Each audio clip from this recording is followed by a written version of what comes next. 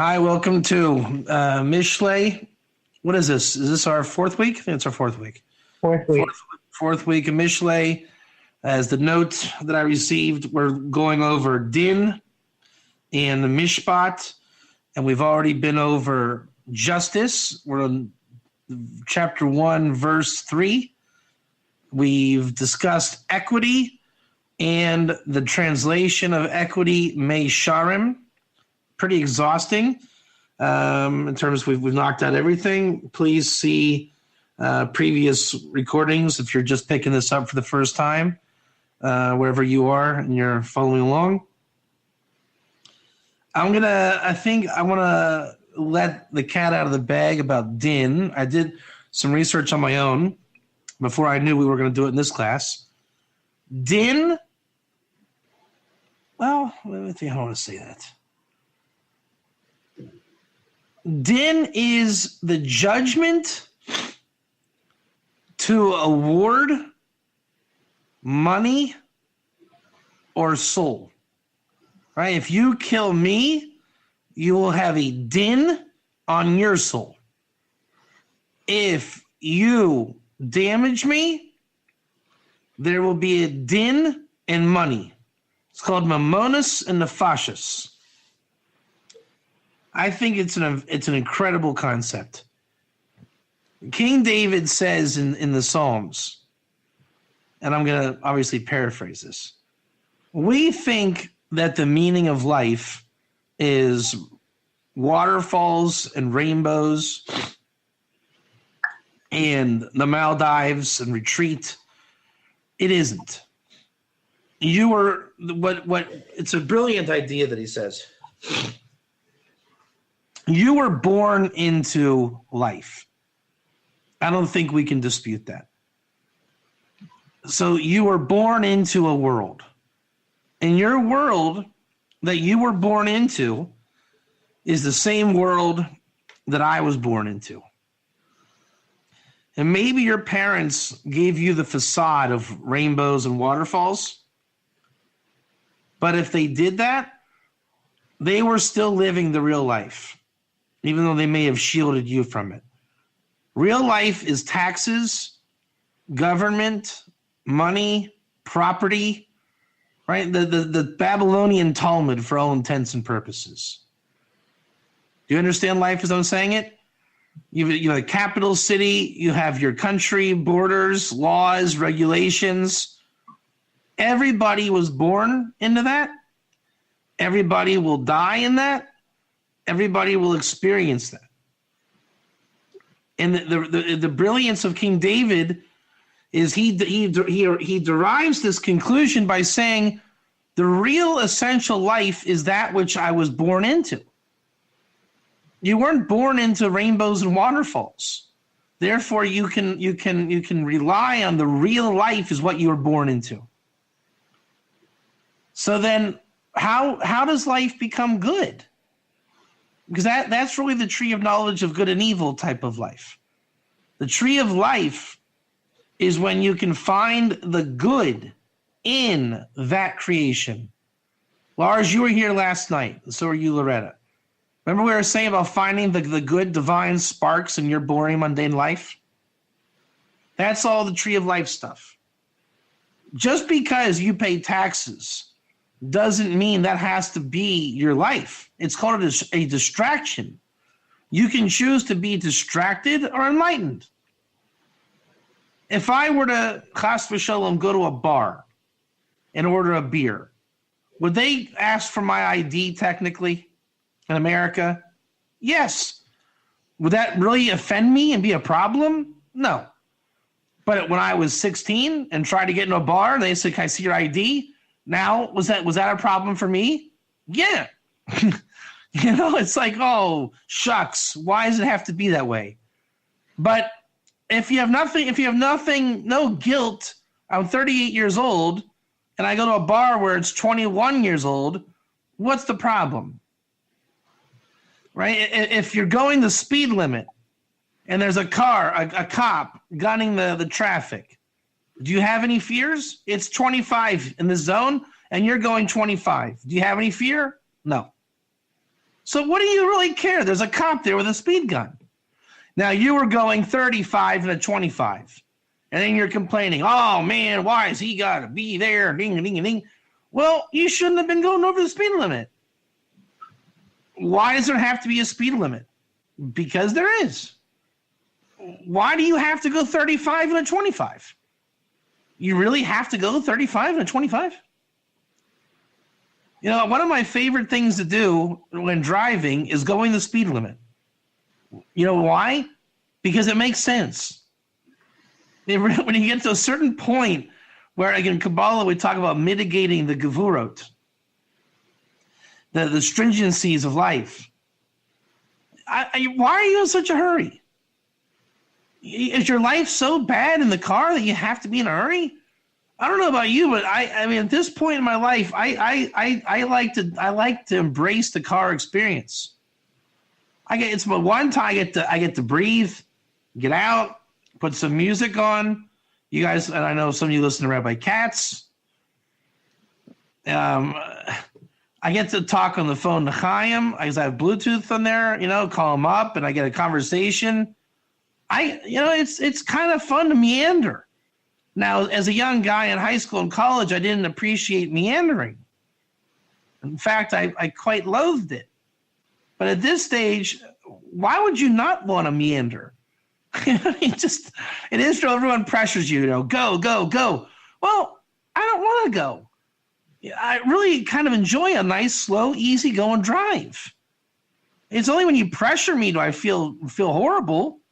And what 16 or 18-year-old kid isn't feeling pressured? You got to get good grades. You're gonna drop out. You're gonna be a bum. You're gonna be a nothing. You got to do.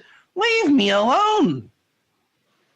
If you are left alone, the world of taxes and contracts and it's really not that oppressive. Now bureaucracy likes to overstep its grounds, but even that, you learn the wisdom. You learn how to gain the upper hand. You don't have to be the victim to it. It's an incentive from God to learn wisdom. With wisdom, you get through life. That's the whole point of why it's called the tree of life. With wisdom, you get the upper hand to the point where Eliyahu Navi didn't die. So you don't have to die. You don't have to suffer it. You don't have to be a victim to it. But you are going to experience it and be born into it. And it's not a problem. I mean, this is the Kabbalistic premise that you're put in the world of Asiya with all these things. But the premise is also that you can find God in this world. So what Solomon is saying here is brilliant because we are looking for rainbows and waterfalls. I mean, isn't this a big reason why we don't understand the Torah? We're looking for rainbows and waterfalls, and King Solomon uses words like mishpat, din, tzedek. It doesn't resonate as an enlightened path, Judaism, does it? It doesn't at all. But when you start to get old enough and understand life, all of a sudden Judaism gets very sweet. And the Kabbalah is even sweeter because it's the sweet part of life. But again, if you're looking for swamis and gurus and all these magic carpets, it's really not what it's about. It's like saying you want to meet a wonderful wife and you go looking at the Playboy Mansion. Well, why would you do that? It doesn't make sense. It's like Reuven. He's hungry, so he wants to look at the popsicles and ice creams in the store. Is that practical? So when you start to live enough of life and you get the superconscious position and you accept the taxes and the laws, then you can start to see the sweetness of like the cherry on top of all that, right? Because there is a cherry on top. Not to say that like if you pay $1 more of income tax, it's great. No, the income tax is an infrastructure that allows there to be the netting of the goodness of life. Then you start to just ignore the matrix and go after the goodness in life. It would be like, kind of weird mushel. You go to every ice cream store in town, buy the sundae, which is representative here of the law, throw out the sundae and eat the cherry. You see my point to the analogy? It's a bit of a crude analogy, but it's like, you go through life and you deal with it, but you recognize the good stuff. I think marriage is the same way. People have a bad rap on marriage and a bad perspective of marriage because you think marriage is rainbows and waterfalls. I'm not saying marriage is miserable. I'm just saying you don't know what pleasure is. You don't know what good is. You think good is a chemical-ridden candy bar. You think good is escaping reality and going to inflate your ego. That's what was good when you were 10 or when you were 18 and you had no money to pay the bills. And I'm not saying you need to have a lot of money in the future. The difference is with wisdom, you know how to live. At 18, you don't know how to live. So I make $10 an hour and the government wants that $10 an hour and I have no wisdom. I'm kind of in trouble, aren't I? That's the pain and suffering of youth. When you're older, the government still wants your $10 an hour, but you have wisdom. Then you start to realize maybe the government to the $10 an hour is all the facade. Maybe I'm just here for the wisdom. And maybe the wisdom is good enough to live and deal with the infrastructure. That's like saying I want a candy bar, but I'm not going to eat the candy bar because how dare you give me a wrapper on my candy bar? How dare you? You really want me to be able to eat the candy bar, but there's a wrapper. You see my point? How can I eat the candy bar if there's a wrapper? Well, did you ever think about removing the wrapper? Well, I can't do that. It's too hard. Did you ever think about getting good at removing the wrapper? There's probably a wisdom of how to remove it. How many of you have eaten shrimp? One or two? I know it's not the most kosher of foods, but how many of you have cleaned shrimp? We've talked about this before. Is it not the easiest thing in the world to clean a shrimp? Is it not the easiest thing in the world? I mean, we talk about cleaning fish, but I've never cleaned a fish, right? I worked at a seafood restaurant in high school. Preparing food is very easy when you know the wisdom. We talked about preparing fish, right? Fish are wisdom entities because there's a wisdom to cleaning fish. All food, right? Skinning a mammal, whatever it is, a cow, all eating, just eating. God created a natural universe.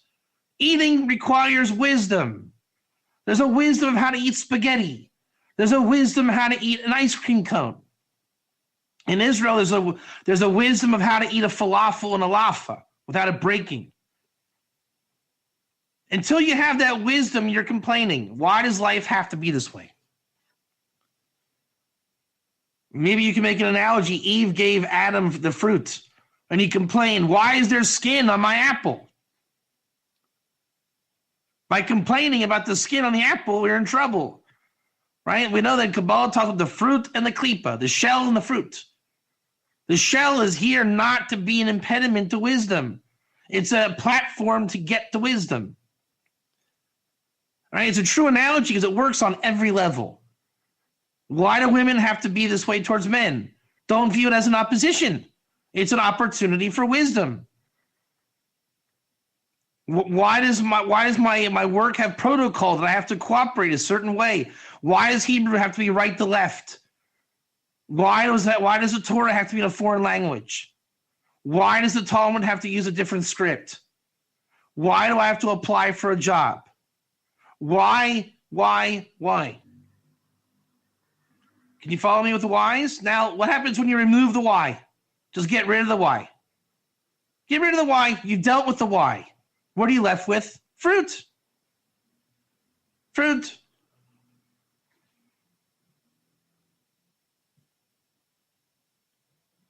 This world is klipa. We know that. It's a world of a sea. It's evil. But don't think God's not here. That's the whole point of Kabbalah, finding God in this world. King Solomon is telling you what God looks like in a nasty world. Laws and government and taxes. In that nastiness is a great God. Tzedek, Mishpat, Din, Etz Chaim, all the words of King Solomon. So there's the word din, which is the translation of the word mishpat, which is the translation of the word justice. We were talking about equity and meisharim. Remember we said that meisharim is the love that just runs, right? There's like channels of energy, of goodness. There's channels of energy of goodness. Right? When Pam Rogers is somebody who's a good person to God, because God created her, I can see her as klipa, and then it's just I'm giving in to the evil of the world.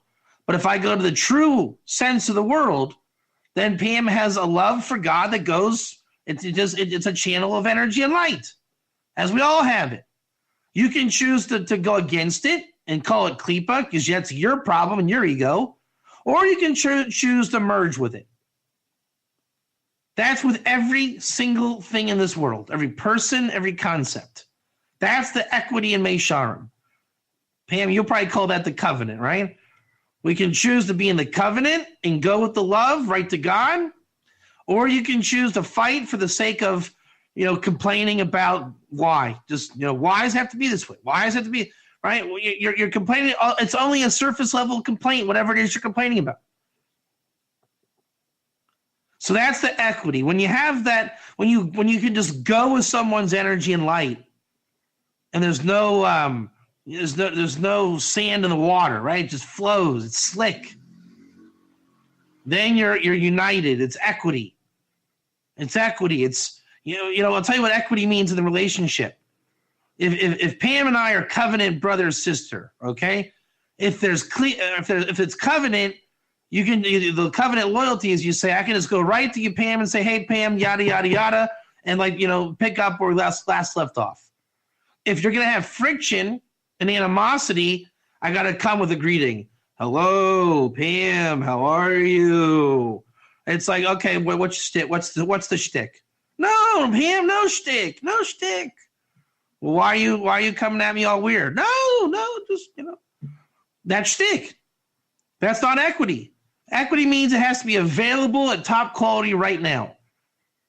If you think you have to seduce me, then it's not equity, is it? Think about that in terms of all the things that you have in relationships. If you have to seduce me, it's not equity. Well, I got the money's in the bank, okay? I got a field outside out there. Okay, it's got some rocks in it and some tree stumps. But look, I know a guy who can come and remove them like tomorrow. Okay, I'll take your word for it. Can you call your guy? Yeah, but he's out of town for a week. Okay, a week goes by, can you call your guy? Yeah, he said he'll come at 3:00 tomorrow. Is that equity? Was that field liquid and ready to go? No. You lied to me. You straight up lied to me. You told me it was equity. You told me it was money in the bank. And now I'm waiting on your guy. You sold me a lemon. If you sold me a field, you said, look, here's a transaction. I got a field. It's clean. It's crystal. It's ready to go. I said, okay, let's do it. And it was a clean transaction. No sand in the water. Was that equity? You told me you had a field, 1 acre of good land. Was it in the end? Yeah. It just went. It's liquid. It just goes. Where you go, I'm going. Like Ruth, right? Your people, my people, your God, my God. So the word din, there's a good world of equity and meisharim, right? That's like the waterfalls. Once we've sorry about that. Once we have mitigated our gevurot, our stringencies, and right? You get to know one another. Everyone's calm and good. It's worked out. That's meisharim equity. That's where you go with the love. You expand together. That's what King Solomon is saying is the real waterfall rainbow reality. But it's not different than this world. That's the point. It's not really rainbows. You know what a rainbow reality is? Don't sell me a field with rocks and stumps in it. You understand? The rainbow waterfall reality is an equitable field available for purchase without stumps and rocks. Type 1. That's where the rainbow Gan Eden reality is. Gan Eden is where the world is equity. You got this? This is a big chiddush here. Gan Eden is an equitable world. People have their word means something. That is such a chiddush. Right there, I could stop right there, and that's already worth it. That is Gan Eden. An equitable world, so equitable. Loretta, who was here last night, right, about the mazel, I don't remember what point you left, that the goodliness blessings can come from that goodly mazel field, correct? If I only have fields with no stumps and rocks, then it's a vessel to bring down, trickle down from Eden itself into the garden, the goodly blessings. If people have a good and just weight in their home, and Evan Shlema, only goodliness can come from that. Meaning clean money brings a bunch of good tidings and blessings. Dirty and dodgy money doesn't. Thorns and thistles you will eat all the days of your life. So King Solomon tells you Gan Eden, but you have to understand life to understand Gan Eden. Therefore, what's the opposite of Gan Eden? Din. In the world of laws and this and damages and government, there's something called din. Monetary payment? I think so, Lars, you can say that. If the end of the verse is Gan Eden, then yeah. Yeah. Gehenna is din. You sold me a dodgy field. I'm suing you. We're going to go to purgatory. You're going to do tshuva for 12 months, getting out of the debt, right? You got to clean up your debt, and then maybe God will let you come back to Gan Eden once you realize how to do it. So the construct of our reality has the dinei nefashis and dinei mamonos. If you hurt my soul, you're going to pay. If you hurt my monetaries, you're going to pay.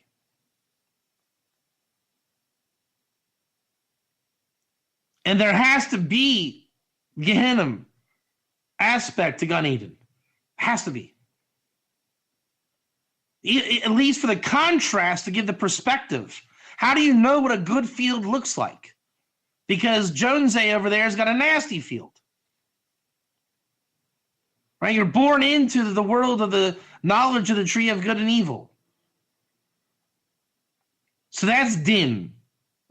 That's din. Right? Your animal soul got to you. Your Yetzer Hara got to you. And you know what? You didn't sell me a great field. It had rocks in it. I'm going to fine you. All right? The transaction is held in suspension until you remove the stumps and the rocks. Isn't that how the world works? You want to go to the bank to get a loan. Well, Mrs. Rogers, it's not approved. I need you to get 3 more cosigners. Kind of annoying, isn't it? But it means you didn't satisfy certain requirements. No offense, but you gave me a little bit of a field with some rocks in it. You said, I have a good credit rating from my old bank. Well, that's very nice, Mrs. Rogers. I'm sure you're a lovely banker over there.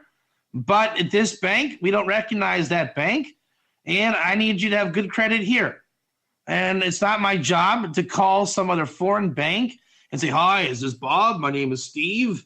And, that would be great to help you. That's not my job. The world operates with protocol. You can't break protocol. That's exploitation. That's already exploitation. So if you don't meet the minimum demands of the construct of life, it's exploitation. Why? Because you're saying, hey, Banker Katz, Mr. Katz, can you be Davo for 5 minutes and just don't be your professional self? Look, I need a favor. Dave, listen, I need a favor.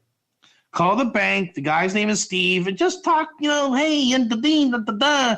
That's called a backroom deal. And it comes from exploitation. That's a bribe, right? That's the seduction. You're seducing me. Because now, for me to break my protocol, my bank manager, you're asking him to look the other way. Is that really ethical? Who are you? Who are you to come into this bank telling me look the other way? Why? Who are you? Why can't you just do the things you need to do? So there's a certain level of expectation to be, before you're good, there's a level of pay your dues and expectation. Isn't that also how life goes? That's like saying you want to walk on the wrestling mat and you tell that other guy, look, I'm going places, I'm a talented kid. Can you just lose this match, or just not try as hard? I mean, well, seriously, what does it mean if you lose one match? Does that really matter if you lose one match? Let me win, and, it's good. Let me win. Yeah, we'll share the wealth. That is what socialism is. Less protocol. Reduce the protocol demands of society. And the Torah government is only interested in the equitable demands of society. It's called the fear of God, Youre Shamayim. You want to know what the equitable currency is in Moses' Torah? Yirat Shamayim. When you fear God and I fear God, we know the protocol of how to operate. It's called accountability. You don't ask me to cheat for you, and I don't, and vice versa. So that's din.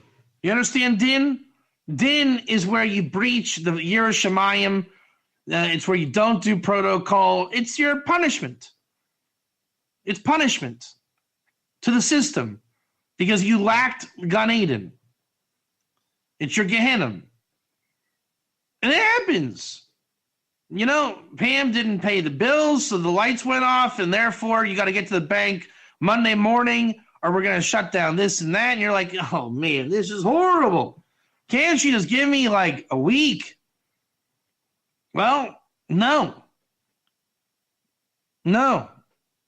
Sometimes Moses' question happens. Bad things happen to good people. You need to do what the Vilna Gaon says. If it happens, get into the Torah and find out what's going on. And this is Job. Seriously, look at Job.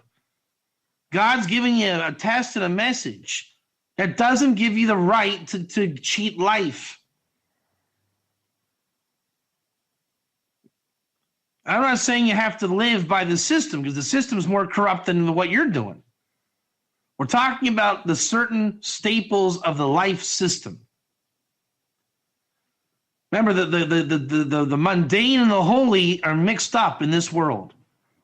So the falsehood of this world does contain elements of truth. Right? When I'm working at the store, don't ask me to stop working at the store to help you. That's exploitation. It has nothing to do with capitalism or socialism. You're asking me to cheat for you to stop being my job and to help you, some stranger, to cheat the system. Now, you can ask me to help you cross the street because you're an elderly person. You want to help you put your groceries in your car. No, that's not in my job description, but that's not exploitation. That's open an act of kindness. You're asking me to use my wisdom that I earned from my job to be an insider to help you, some stranger, cheat the system because you don't want to rise in wisdom to be able to accomplish and succeed. And in the end, you're only hurting yourself. That's called laziness. You're hurting yourself. I want you to lose the match for me. Why? The whole point is to test yourself to see how you are. All right. Now, we want to do mishpat. Don't we want to do mishpat? All right. There we go. Pam, if you can grab paper and pencil. I have one ready. All right. We want to know. We know what din. We know what the translation of mishpat is. It's din, and we want to see if mishpat matches our definition of din. And we did justice, and justice was all about just like the laws and the real government, just government. So that's the English word. We want to see if the English word government and all of its connotations, if it matches the Hebrew mishpat. And din, it kind of does, but din is just a translation of mishpat. All right, there's a lot of words, mishpat. Man, there's a lot. How many? There's a lot. Like hundreds. Oh, man, that's an interesting question. Okay. Din, Inyan, Hanadon, al yedei Shofet, Psak din, din Sedek, Yosher, Amuna, Chok, Mitzvah. Wow. This is a whole study in itself. Wow, this will be a really, man, if you know, it would be a great project to do every definition of din, of mishpat. Wouldn't that be great? That's a whole study in and of itself, yeah. Yeah, I might do that, actually. Who wants their mind blown? Go ahead. You sure? I'm always ready to have my mind blown. Let me double check my work here. Hold on a second. If this is true, Lars is going to have his mind blown. Lars, you think you're going to have your mind blown? Is it possible for me to blow your mind?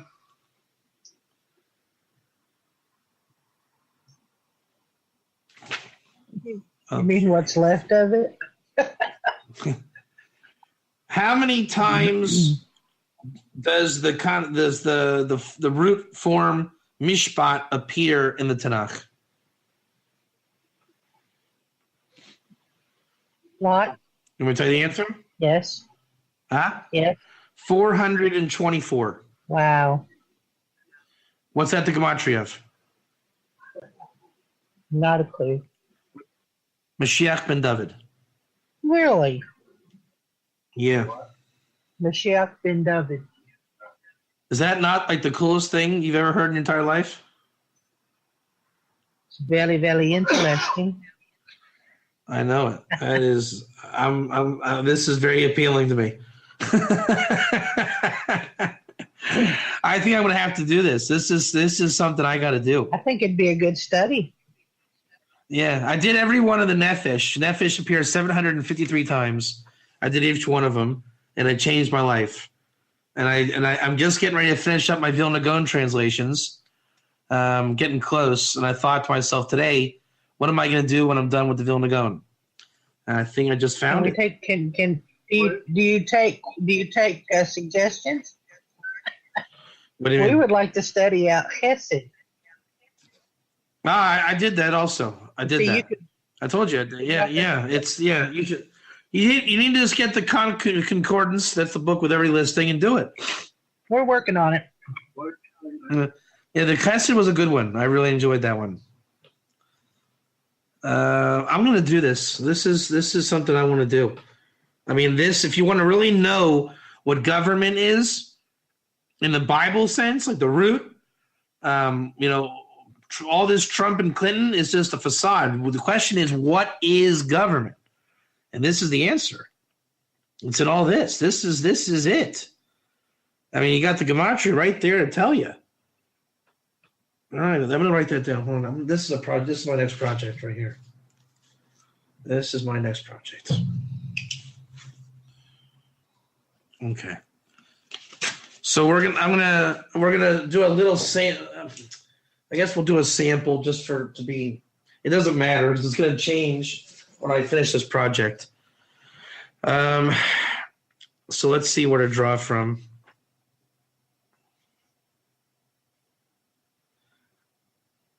I guess let's go from the man himself, King David, right? It's going to be Davidic. Let's go with the Davidic. That's a hard call, though. No, you know what? Let's go with the Chumash. That's right. Let's go with the Chumash. That's what. Okay, here we go. We're going to go with the Chumash. Okay, Moses is the man. Write this down if you would, Pam.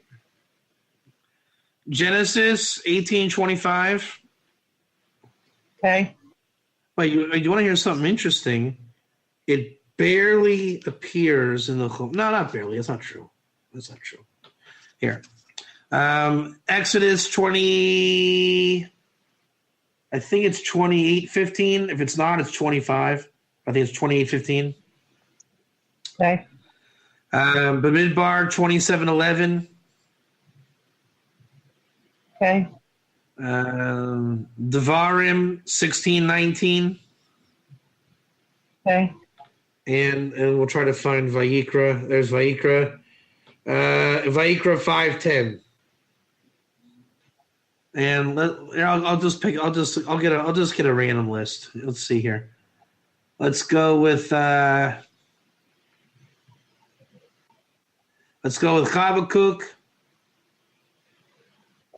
1:4. Okay. Let's go with our man King Solomon 12:5. That would be Song of Songs. Huh? Song. No, Mishlei 12:5. Not good to confuse me. Mishei, okay. Ezra 7:10. Okay. Job 37:23. Okay. We got to do some Koheles for sure. Kohelet 12:14.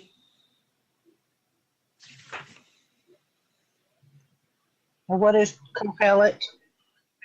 Ecclesiastes. Zephaniah 3:8. And what is that? Zephaniah. Zephaniah? Yeah. Some of us don't have that really good. Yeah.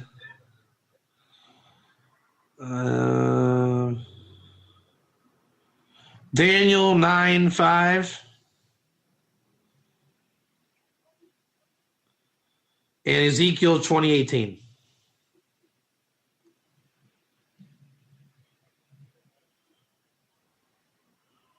And we'll do one more. I want to do a reference from Kings. Kings. Hold on. Better one there. Hold on. Kings 1:5-8.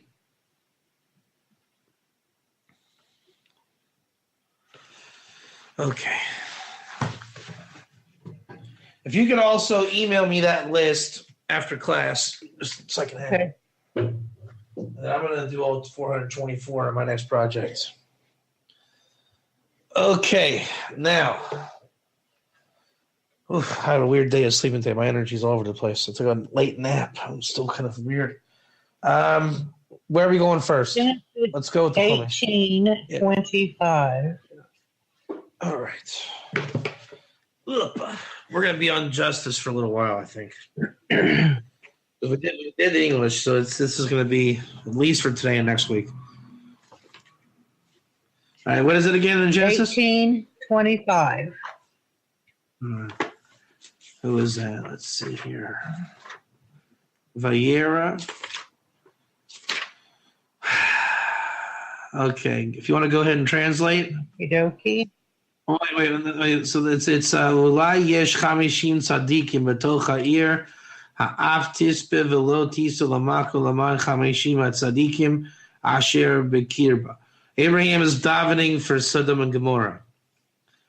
Chalila lecha me'asois kedavar hazeh lahamis tzadik in Russia v'haya ketzadik Russia chalila loch ha'shayfet al kol ha'aretz lo yasa mishpat.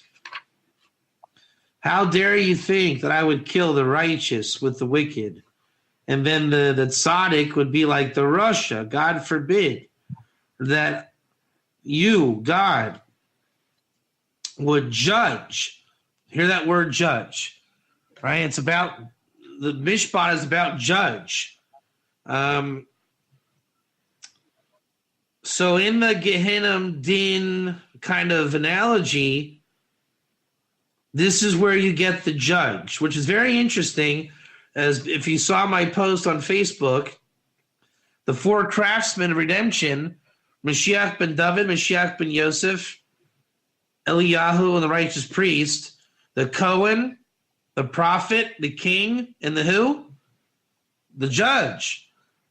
The rabbi is a remnant of the judge. Life has a judge in it. Remember, mankind is an animal. We are a type of animal. We don't naturally know how to be the animal we are. God gives us the Torah because we're the highest. Whereas the deer and the elephant, they just know what to do. So the deer and the elephant battle in creation for their sustenance. God refines us more and gives us money and laws and dietary needs. You caught what I'm saying? From this perspective, we are a unique animal. We are civilized in man. We think and we talk, therefore we're separate from the rest of creation. And it's you understand the angle I'm taking here? We are a weird bunch of people. We work with money and not like digging holes in the ground and burrowing. You see my point? Mm-hmm. God created man a little eccentric. You know, we cook our food and put salt and pepper on it. The deer and everything, they just eat wild. Right? When we greet, we shake hands and we get dressed. The other people, you know, they bow in the animalistic kind of rituals. So in our strange world, we have a court system and a judge, which sounds very B'nai Noach, doesn't it? B'nai Noach is like the fabric of that creation. That's how it's brought down also. Whereas in the animal kingdom, we'll fight it out, right? The boa constrictor and the leopard, you know, on a YouTube video will go down and, you know, for supremacy of the area.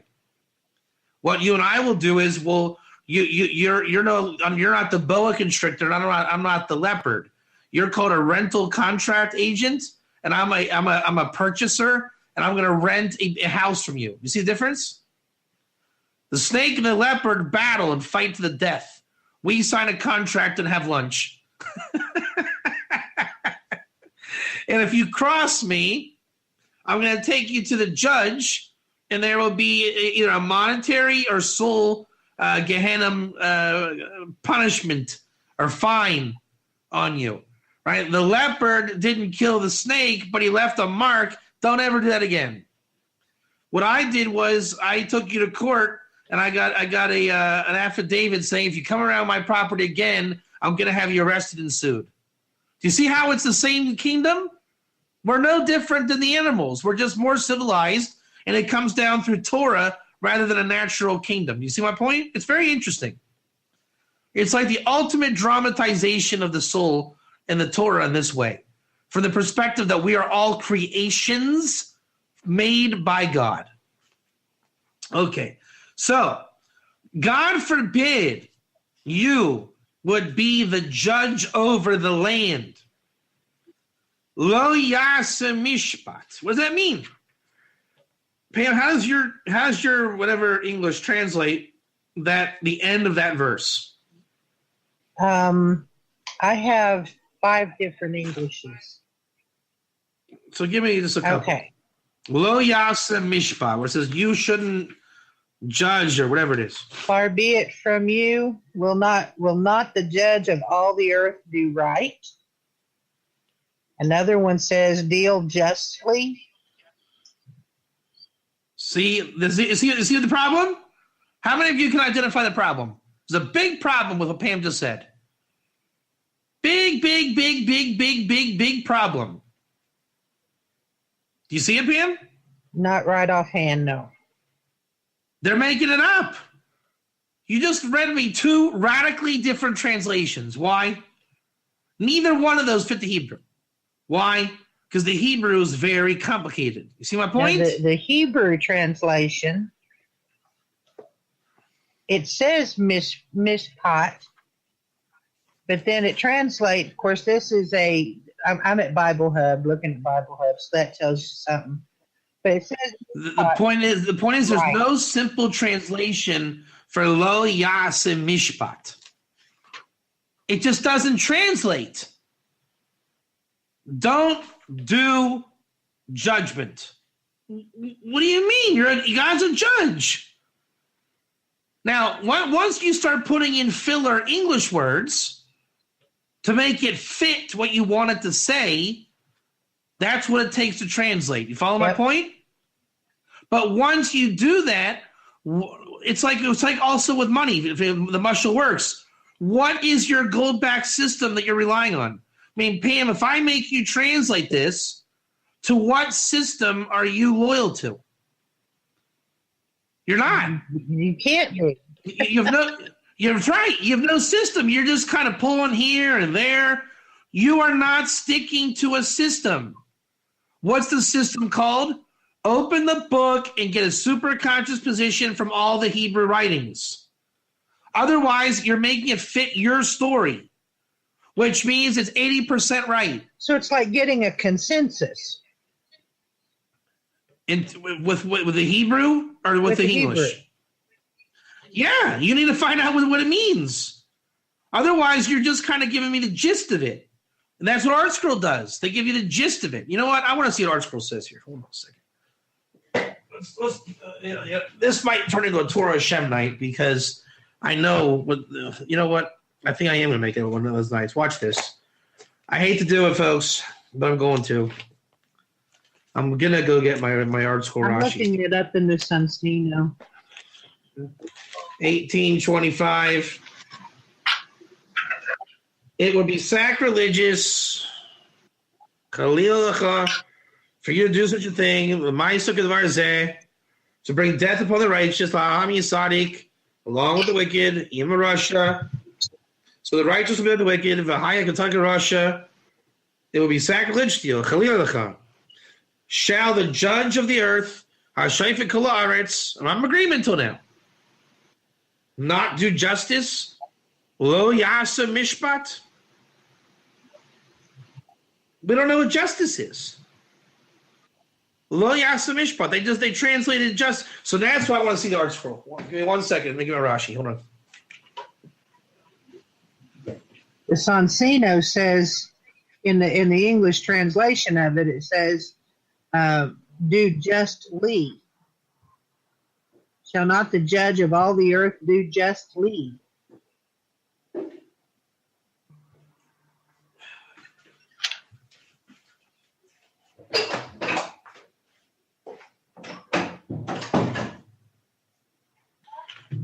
Okay, let's see here. 1825. I'm about to get upset. I guarantee you I'm going to get upset. 1825. Okay. All right, it would be sacrilege to you to do such a thing, bring death upon the righteous, the wicked, the righteous be like the wicked. It would be sacrilege to you, shall the judge of all the earth not do justice. Okay. It would be sacrilege. This means it is profane for you. People will say such as his, there's Rashi. 1 second. We get Rashi in Hebrew. Nikud v'chatif Pesach hey shel hashoifet loshen tamia v'ki mi shehu shoifet lo yasa mishpat emes.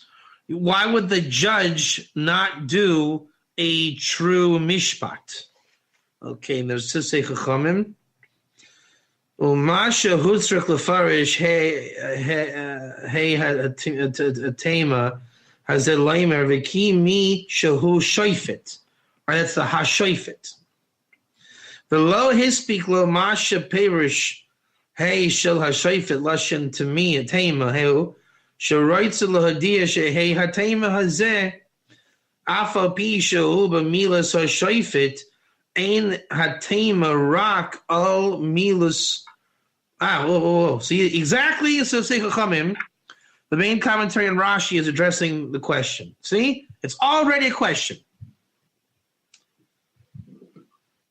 Milos HaShoifet Ein HaTema Rak Al Milot. Whoa. That's really deep. Hold on. Odiyah Tema Hazeh Afa Pishahu Milat HaShoifet Ein HaTema Rak Al Milas Lo. Wait a second. Wait. Wait a second.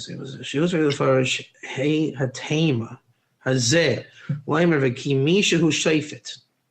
The low hispik lo Masha Perish Hey Shel Hashafet Lushan Temahu.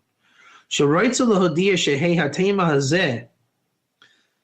Afa Pisha who Milas Hashafet Ain Hatema Rak Al Milas. See, there, yeah. Okay, hold on. Hey Shel Hashafet who Lushan Tema. The ki bishvil shehu shayfet kol haaretz ve'ein lamayla memenu lo yasa mishpat emes afal pi shehayu lo laharov lomer shayfet kol haaretz afilu hachi kitzer v'samech aloshen mikra. So they're saying that it doesn't say you are a judge over the land. You are the judge. And that's the article letter hey. And they're saying that it's a wonderment. It's like, really? You're not going to judge truly in your God? So it's the hey on the judge, but the real bewilderment is on, are you not going to do it right? So that's what Rashi's saying. Nikud bechata pesach hey shel hashoifet lashon tema V'ki mishahu shayfet lo yasa mishpat emes. That's what. See, it's more about the question than the translation. You see my point? Once you already have a dynamic thing like that, a simple translation is no longer possible. You follow what I'm saying? I think so. Pam, you there? Yeah, I'm following it. Meaning it's not just a question. It's a bewildered question. So mishpat now has a linguistic need and a connotation need. You have? We have multiple needs on that word. Rashi then adds a word. Lo yase mishpat emes. You understand? What does the verse say? Lo yase mishpat. Rashi says to understand the hey of Hashofet, meaning don't say God is a judge, he is the judge. Rashi then needs to say, the judge over the land, will you not do a justice? That's not it. Will you not do a true justice? So what does mishpat mean? True justice. Right. There's a word. There's probably a better word than justice. There's probably an adjective. Somebody please right now as I'm doing this, go to the thesaurus and find synonyms of justice. There must be a word of true justice. True justice. And I think I know the word, actually. It's right here. Kushta inan dinach milamabig kepiskama hadein la katala zaka im chayva vayi zaka chichayva kushta inan dinach de dayin. Kula ara lo yabedina. So I think I remember doing this with Jason.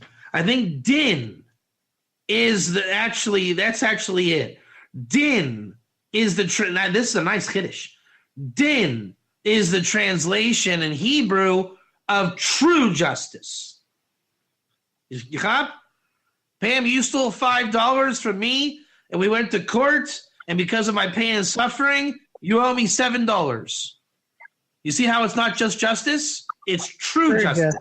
You got? Right? We didn't just settle the score.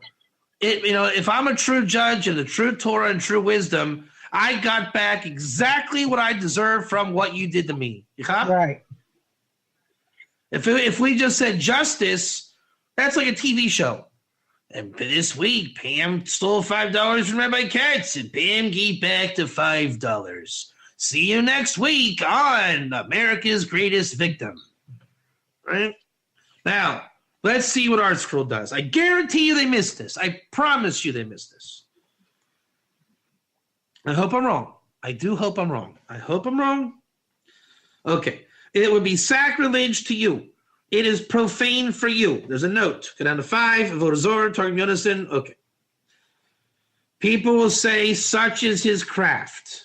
One second. Yeah, okay. That's not the part that I translated. I translated Hashayfet Kol Haaretz. So let's go there. Shall the judge of all the earth, the letter Hey of Hashayfet, is vowelized with a chataf patach. This indicates that it expresses a question. Would he who is judge not do true justice, i.e. not act justly? 1. Bereshis Rabbah 49:9, Mishpat can mean judgment. Were it understood in that sense here, our verse would be saying, shall the judge of the earth not do judgment, i.e. not judge? But that is not what Abraham meant, for God had already judged Sodom by adding the adjective emet, true, to mishpat.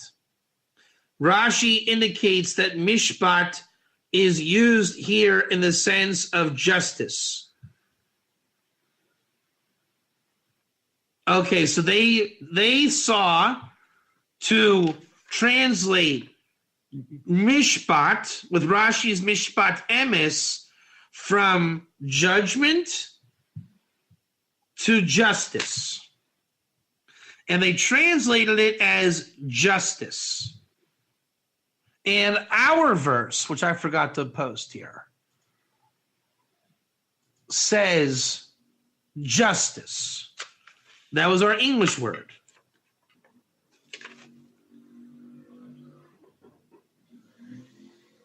And you know what? I just found there. You know, this is sick. I just found it. Look at this. Look at this. This is gonna make this is incredible.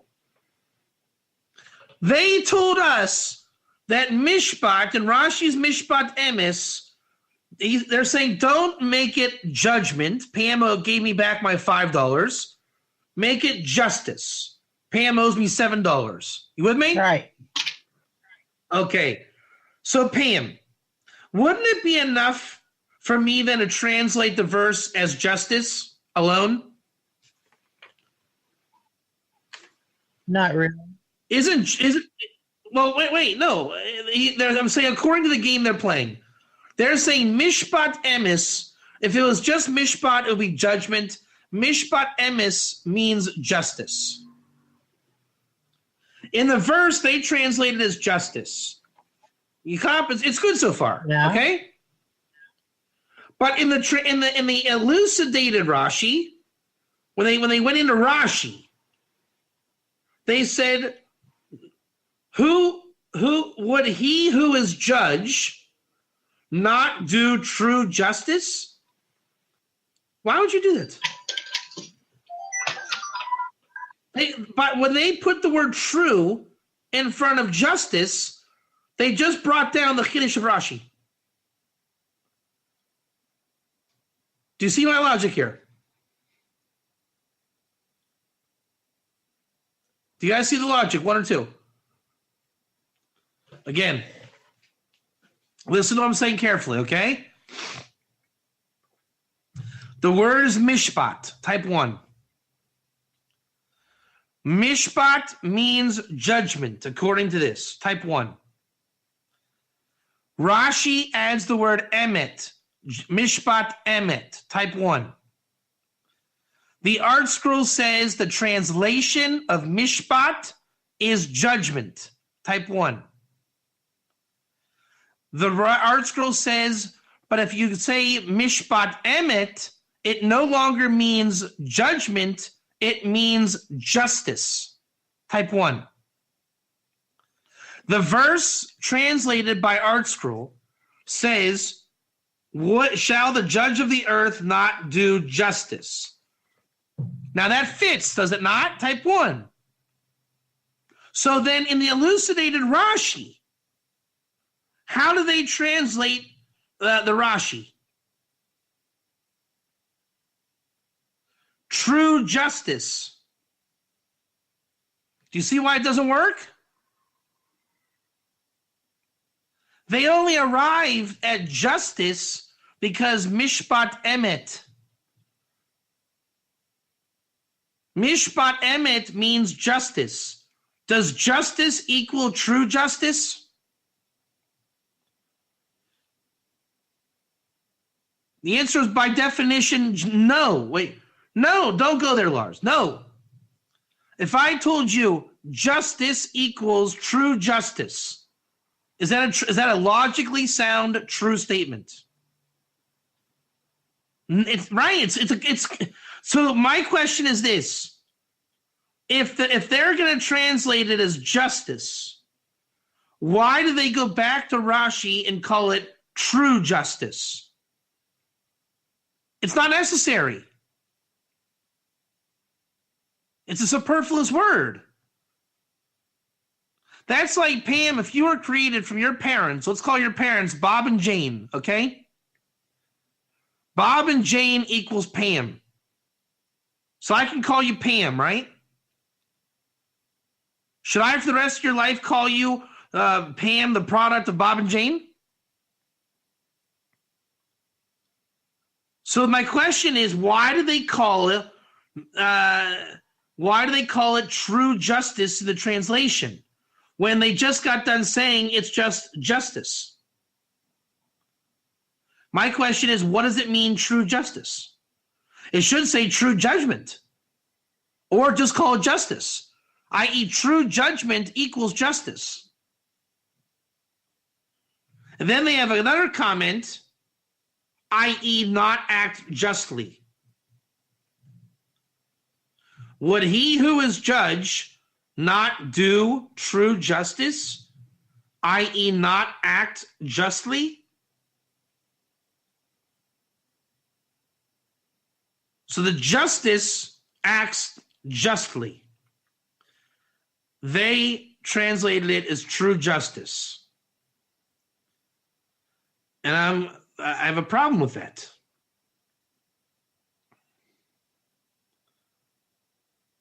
My problem is not in how they're translating it.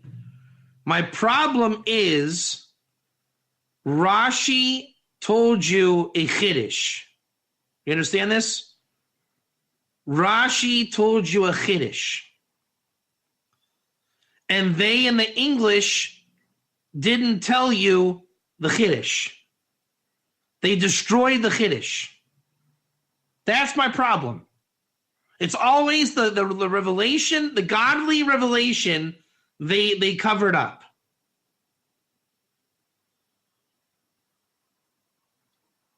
That breeds a culture of not making a chiddush. They made an unnecessary chiddush to tell you that Rashi didn't make a chiddush.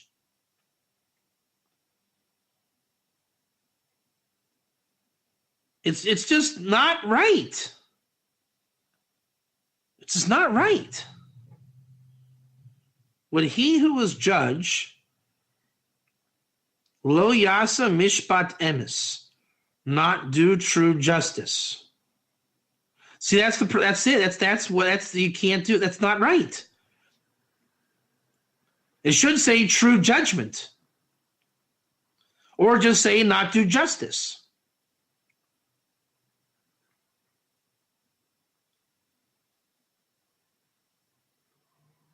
My point is it's a false translation.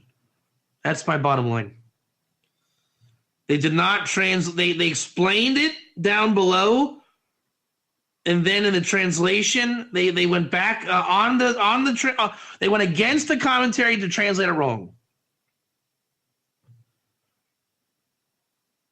I have a real problem with that. That's what they do every single time. Every time. Notice our verse on the screen here. It says justice, not true justice. Because think about it, that's an oxymoron. There's no such thing as true justice. Is there such a thing as false justice? Is there such a thing as false justice? You know, I want you to be almost justice with me. Like, seriously.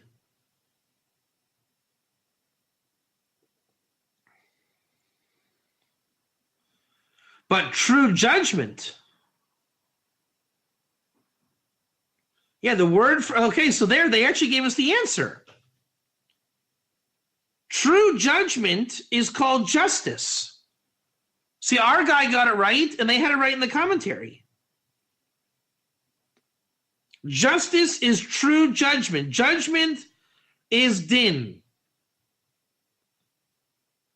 So when I got $7 from Pam, when you stole $5 from me, Pam, was that called judgment, true judgment, or justice? Judgment. No, justice. You see it again? Judgment is if you took $5 from me, you give me $5. True judgment is what do you call it? It's a cumbersome word, cumbersome expression, because you can reduce it to justice. So if you took $5 from me and the judge, the din is the true judge said the din is $7 on the 5, that's called justice. That would be justice. When you then said true justice, you just sounded like an idiot. Because that's like saying that you were being true with me, and now you want to go back to being not true. That's true justice right there. Well, as opposed to what? False justice? You see my point? There's no such thing as true justice. There's true judgment, which becomes justice.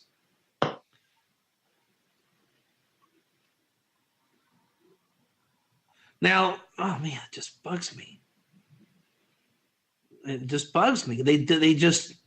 So what because does the Hebrew actually say? Mishpat emet, which means true judgment. And then they explain in the commentary, true judgment is changed into justice. So I'm saying just call it justice. Why do you then embellish on it and call it true justice? Just call it justice. You see my point? Good point. It's like, Pam, if you're my friend for 20 years and I still introduce people, hey, everybody, this is my honest, not lying friend, Pam. Can't I just call you my friend, Pam? You could. If you said I was a non-lying friend, Pam, people's flags would immediately go up. That's what you say here with true justice. You just got done fixing it, and then you went and ruined it. Rashi, you hear my point? Rashi made a chiddush. Mishpat emes. The pasuk just says, lo yasa mishpat. Would you not do whatever mishpat is? Rashi tells you the definition of mishpat. Put the word emet. It's no longer mishpat, it's mishpat emes. And that has an easy translation. It's called justice. What do? They mistranslate it, which means they cover up Rashi's chiddush. That's my point every time. Now let's get to Sifri. Man, I'm getting upset over here. Every time. I was on Sifri on Bereshis. Every time. I don't. My other commentaries upstairs. I don't want to go get it. It just drives me nuts why they do it. Every time they don't translate it right. Every time. And it's a beautiful Rashi. He tells you the meaning of mishpat by adding the word emet. You cop what I'm saying? No one knows what mishpat means. That's my point. There's no such thing as mishpat because God is not a judge. He's the judge. Hear my point? God is the judge. He is not a judge. He's the judge. God doesn't make judgment. God makes mishpat emet, which is no longer called judgment. It's called what, Pam Rogers? Justice. That's right. And what do they say? True justice. That is wrong. That is wrong. It's just wrong. It's just flat out wrong.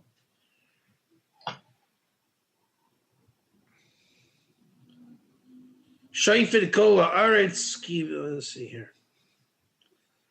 And Din is is justice. Din is justice. So there's a true judge. There's the true judge. I'll give you that. There's a true judge. So in the world, the way the Gan Eden world works is you have the judge, the real true judge, and there's Din. People steal. We know that. It's a mitzvah in the Torah to return a stolen item. Blah, blah, blah.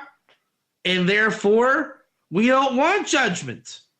We don't want judgment. You know what judgment is, Pam? If you stole $5 from me, and we go before a judge and not the judge, the judgment is, well, Pam, I believe Rabbi Katz more than you. I think you should give him back the $5. That's judgment. What is justice? Pam, I'm the man. I'm the judge. I went to law school for 1 billion years. I know for a fact what you did. The justice here is to give Rabbi Katz $7. You say, why? I only stole 5. You caused pain and damaging. You caused him to be late on his electric bill. Da da da da dee, da da da da. Okay, you're right. So it's with a spanking. It's with this judge knows what he's doing, and you knew what you were doing, and you got it. You got it where you needed it. Yep. Now, would you call that a true justice? No. We already know it's true justice by the fact that it's justice. That's like saying, it's like saying, would you look at a Van Gogh painting and say, that's a real Van Gogh painting? Oh, duh. It's Van Gogh, it's all the Van Gogh painting. It's redundant. It's redundant. Well, it's like, I meet Pam in person. Well, that's really a Pam Rogers right there. No kidding. If it was a Pam Rogers imitation, then I could say, well, that's a real Pam Rogers right there. But then it goes back to judgment. It's not justice. It's redundant. And my point is this. Why do they feel the need to be redundant? What are you telling me to be redundant for? Why did you need to do that? Rashi told you a chiddush not to be redundant. Rashi's entire chiddush was that he was not being redundant when he said mishpat emet. Well, it just says mishpat. You said emet. Isn't mishpat emet? Isn't judgment and justice and truth all the same thing, Pam? No. Rashi's saying emet and mishpat are not redundant. They actually come together to make a new chiddush called justice. And what does Art Scroll say? What chiddush? Never heard of a chiddush. Who's chiddush? What chiddush? It just drives me up the wall. It doesn't have to be that way. Because that is the light of the Torah. They cover up the light of the Torah. That Rashi, when I just read this Rashi and saw it, you heard my voice go up, right? You heard my excitement when I read it, correct? Right. If I just go to the Art Scroll, that'll never happen. Never happen. So what you're saying is I should learn Torah without excitement. I should be numb. No. That's the difference. That's my point. It may seem like it's splitting hairs, but it isn't. It's the whole point.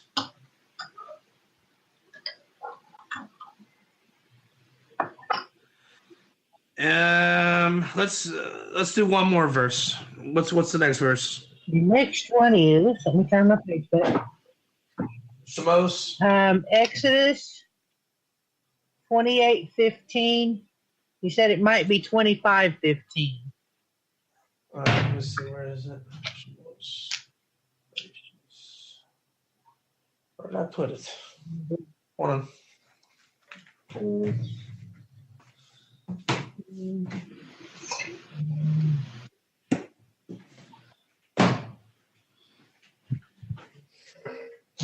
All right.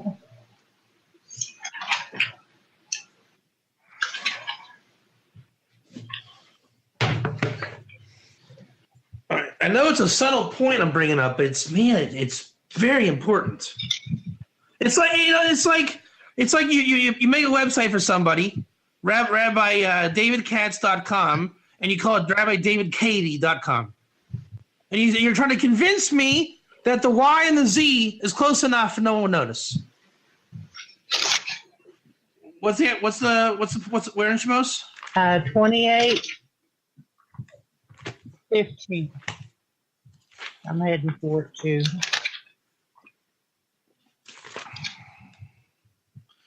Rasita Choshen Mishpat. Oh, that's a good one. I didn't realize that's what it was. And you will make a breastplate, Maisa Choshev Kamaise ephod, right? The garments of the Kohen Gadol.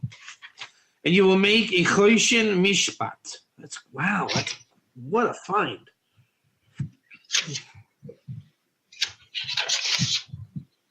Shemekaper al Kilkul Hadin. Wow.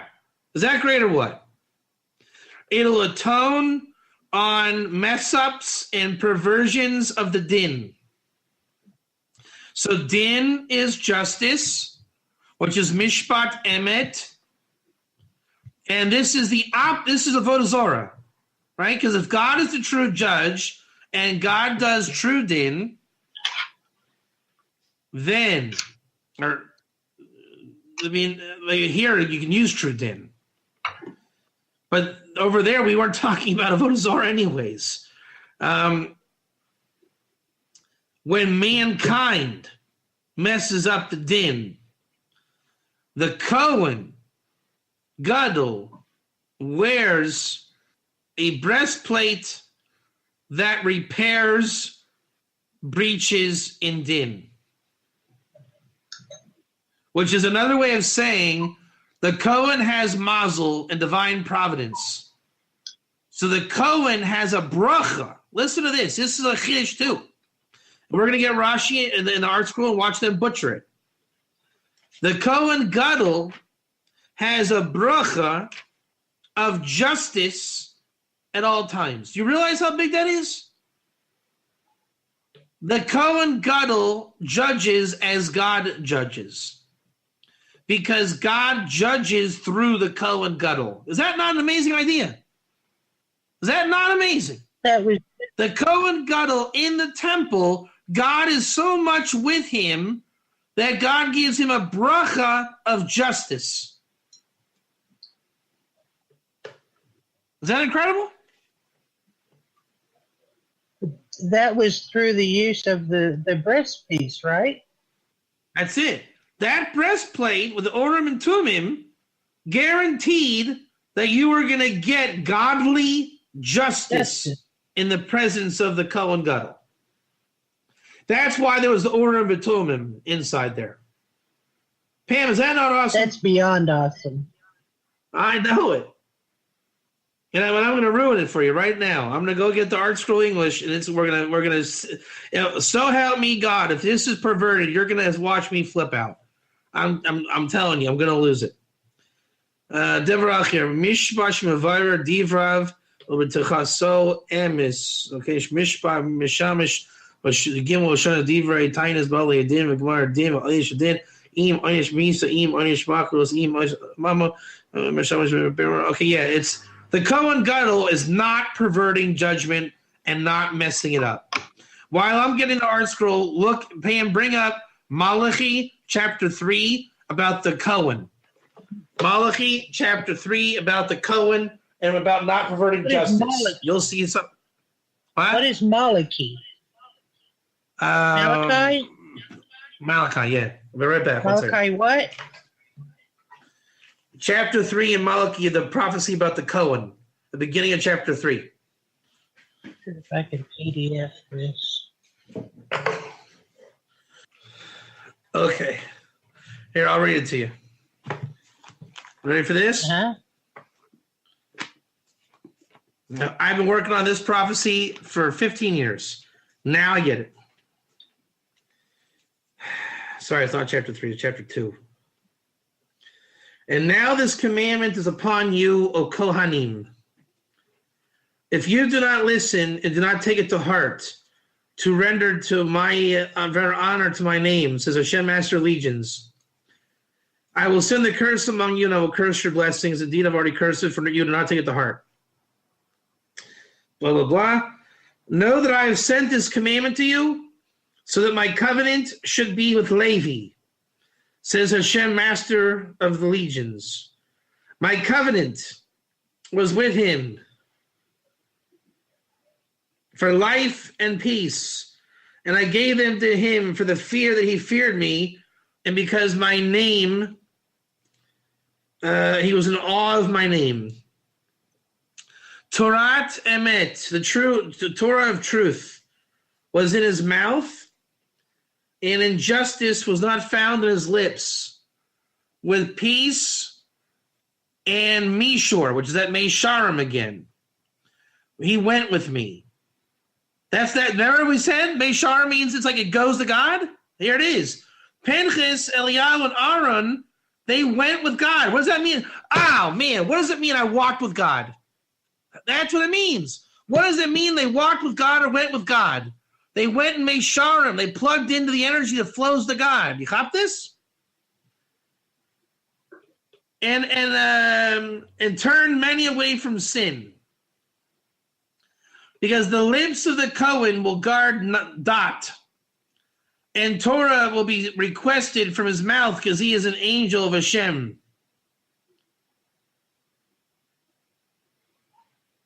So the word I saw was injustice.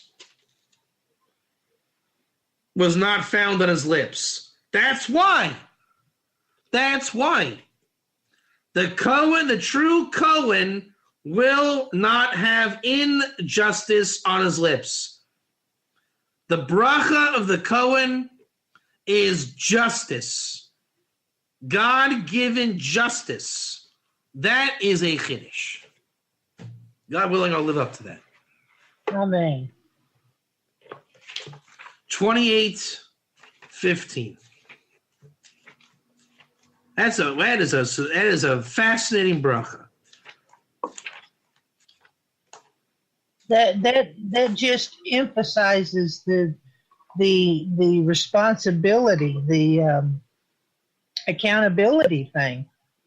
That's it, because God is coming through you with the justice. I think that's, but then again, life is not, the meaning of life is not waterfalls and rainbows, right? If I have a blessing from God, what does it look like? Gold and women? No. How about justice?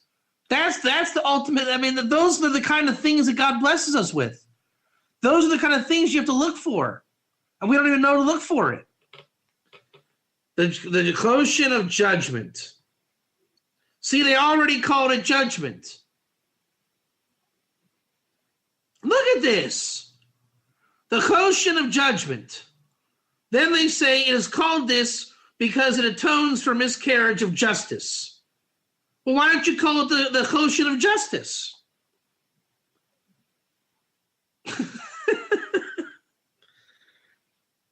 Alternatively, it is called mishpat because, okay, so that's, they just got it wrong. Just got it wrong. Judgment, as we said, how do we say judgment? Was mishpat emet is justice. Again, the whole point of Rashi is to say that it's not mishpat judgment, but it's a chiddush by the Kohen to have justice. Am I wrong here? Am I missing something? Am I missing something? Is there not the Urim and Tumim in the breastplate here?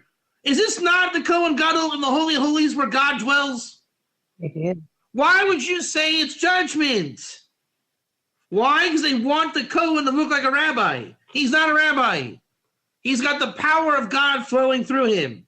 It's a special condition. It's not judgment. And they say, because it rectifies miscarriage of justice. No, it miscarries, atones for the miscarriage of judgment. Well, you change the meaning just a little bit, and people forget the true one. That's it. It's impossible to have a miscarriage of justice. Do you realize that? Look what they're saying. Miscarriage of justice. But justice by definition means it was right. There's no such thing as miscarriage of justice. There's miscarriage of judgment. Therefore, it's called the Choshen justice. That's a huge difference. Yeah. Yeah. If it was judgment, it means it's the Cohen's guessing, his intuition. By definition, it's not his intuition. It's the Ruach HaKodesh power of God coming through him, which makes it justice. God giving. Coming down from God. Seriously, though. How do they... The dumbing down? It's dumb. See, look, Rashi calls it Shemakaper al Kilkul Hadin. Kilkul is like shredded. It means they threw away the din. Right? I know, Pam, you owe me $7, but we'll call it $5 to make it easy. That's not a perversion of justice. That's a kilkul of justice. We threw justice in the toilet. We never even got to justice. We were in judgment. The Kohen Gadol atones for that. That's called justice. And therefore, injustice is not found with him. Do you see how I prove this every single time? It's not even a joke anymore. I don't cop. I really don't cop. I don't cop. Every time there's a chiddush, they take out the chiddush. I don't know. I'm not saying it's an agenda. I don't know. It's not even planned. It's like a flaw that is a really bad one. Really bad one. And it's so subtle, everybody will read that Rashi in English, and they will be 100% satisfied with that Rashi. But they never once got excited. They were never compelled to look in the Hebrew. They didn't get the Chiddush. They didn't learn anything new. It's hidden light. They make Hester Panim on Gilui Shechina. There's a revelation of the Shechina, and they hide it. That, by the way, if you read my Instagram tonight on Facebook, that is the Torah of Shem. Torah of Shem is when all of that is revealed. Moshe had it in the Torah, and God didn't let Moshe reveal it at once. Moshe couldn't get in the land of Israel. Therefore, that entire genre is hidden under the label Torah of Shem. In the end times, the Torah of Shem will be revealed. It's not, the Torah of Shem is not a one-dimensional this or that. It's this entire construct of hiding God's light. As well as you said, revealing the hidden light. And blowing your mind. Yeah. I guess so. Maybe that's what it's about. Maybe God just wants everyone's mind blown. No, he wants the people who are willing to let their minds be blown. No, I'm saying at the end, when it's all revealed, it's going to be like, wow, hey, Rashi was great. I never knew it was so great. I guess, we're privy to seeing the hidden light. Baruch Hashem. That in and of itself says volumes. I know it. I know. I think I finally see what's going on. And it's You learn Torah. You can learn Torah and get to the light, and we know the people are not going to get the light because of this condition. And there's going to be an end of days when people get that light. It's going to come back. It's going to be revealed, Torah of Shem, and people are going to, it's like you said, it's going to blow their minds. Every nook and cranny in the Torah, every verse, every pasuk has that light there. It's going to be revealed at one go. Won't that be, one go, the block on that's going to come off. won't that be awesome? Yeah, and that's what we're trying to chip away. That's really what Ger is. Ger is trying to show that Ger is hijacked under that dynamic. Ger is part of the hidden light. It's not the entire thing. It is indigenous to and part of that entire hidden light network. Yep. Except people keep trying to cram it back under the bush. Well, they're trying to say that they don't see the light because there's a kayach against it.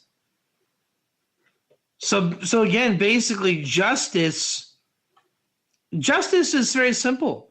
It is God is the true judge. Brooke Diana Emmett. 11 is Ashte Yesrei. 25 is nothing. 36 is Leah. 14 is David. All right, we'll call it there. But that's what it is. This is what it is. We got it. I mean, this is what it is. So to receive instruction in wise behavior and righteousness, we'll do that as we go. Justice and equity. Justice in English is government. Equity is, the good field, right? Equity. Mishpat in Meisharim. Letting God flow through you and then you merging with the flow. Now, if that's not heavy, I don't know what is. Meaning, Pam goes to God because Pam is a creation of God. So when I allow God to judge through me and let it flow, that allows me to unite with Pam and flow through the covenant. Say amen. Amen. That's what it is, isn't it? Justice is when you let it, God, the true judge, flow through you. Then you unite with the world flow called Meisharim, where all enter the covenant of God. So that's how you elevate the tree of knowledge of good and evil, just laws and tax and blah, blah, blah, and you elevate into the higher, the Gan Eden above. All right, that's it. Hidden 25 is, I don't really know of any gematria 25. Yehi, Yud Hey Yud. All right, so I'm gonna. Oh yeah, that's right. Yeah.